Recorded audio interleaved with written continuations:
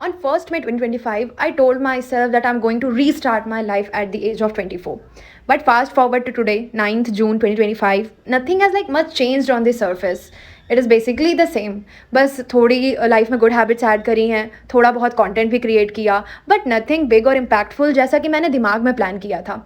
और ये तो सिर्फ 1 महीने 8 डेज़ की स्टोरी है। अगर ऐसे ही चलते रहा तो 30-40 साल बाद बस रिंकल्स बढ़ेंगे बट कहानी वही रहेगी। जो सोचा था वो हुआ नहीं क्योंकि किया नहीं बहन।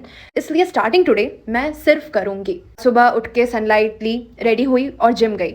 आज बैक डे था, प्रॉपर्ली वर्कआउट किया, बट मेरे साथ प्रॉब्लम ये है कि मेरा वेट मैनेज्ड है बट स्ट्रेंथ की भी बहुत कमी है। Like I am doing it but I am not being able to lift heavy weight. फिर घर आई, मम्मी ने पेड़ से तोड़े हुए ये जामुन दिए which I had, then I quickly jumped for a shower, then dressed up for the day.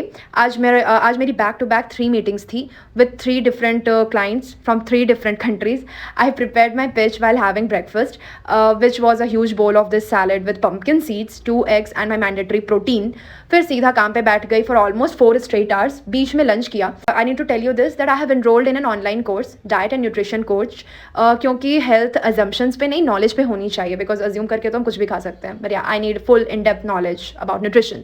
So yeah आज के मॉड्यूल में मैंने ये सीखा कि what is the basic like definition of health. But जो सबसे ज़्यादा इंपॉर्टेंट बात मुझे आज के मॉड्यूल में लगी वो ये है कि 18 to 35 एक फाउंडेशन एज है फिजिकली और psychologically for the rest of your life, क्योंकि इस समय हमारा इम्यून सिस्टम काफ़ी अच्छा होता है, हमारी बॉडी काफ़ी सही होती है। तो अभी के टाइम पे आप जो भी हैबिट्स, जो भी फूड अपनी लाइफ में इंक्लूड करोगे वो आगे चल के आपको फ्यूल करेंगे for the rest of your life. So don't ignore your health for that mere promotion, appraisal, career बनाने के चक्कर में। Do everything.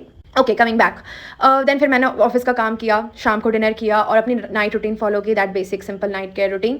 And I am also learning personal financing and money management. So उसी का एक part है to read this book called the psychology of money.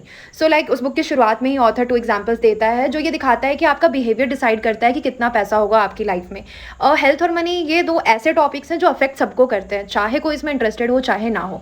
And also उन्होंने एक बात बोली कि मनी को समझने के लिए सिर्फ नंबर समझना ज़रूरी नहीं होता, लाइक क्योंकि नंबर्स आर तो कांस्टेंट, लाइक वो किसी के पास ज़्यादा है किसी के पास कम है, वो तो कांस्टेंट है।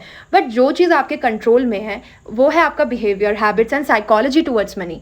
ये वेरिएबल्स हैं, इनको कंट्रोल करके ही आप ज़्यादा या कम पैसा कमा सकते हो या फिर अपने लाइफ में ज़्यादा पैसा कम कर सकते हो एंड अपने लाइफ के रिजल्ट्स को चेंज कर सकते हो।